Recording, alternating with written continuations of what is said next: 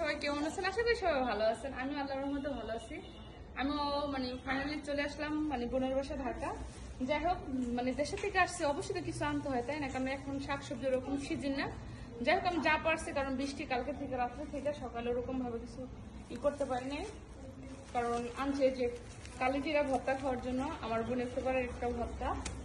যাই হোক এই যে দেখেন বাদাম, কম বেশি বাদাম ভর্তা তো সবাই খান, কারণ আমার এটা অনেক পছন্দ। কারণ বাদাম ভর্তা যদি হয় তা আমার আর কিছু লাগে না। যাই হোক এই যে বাদাম আনছে, এটা আর আনছে এই যে অল্প শাক।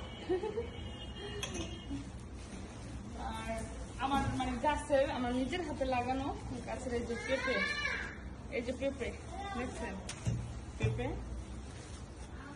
আর আনছি কচু, কচু ইলিশ মাছটা খাওয়ার জন্য, যে ভর্তা খাবে। আরেকটা জিনিস আনছি এই যে কাঁচামরিচ গাছে, দেখেন তাজা তাজা কাঁচামরিচ। কালকে ছিঁড়ে রাখছি তাই একটু ইয়া দেখা যায়, অনেক তাজা ছিল, অনেক গরম তো তাই। তবে কাঁচামরিচ দেওয়া ভাত খেলে শাক দিয়ে অনেক টেস্ট, আর কিছু লাগে না। তো সবাই ভালো থাকবেন, সাথে থাকবেন। আল্লাহ হাফেজ।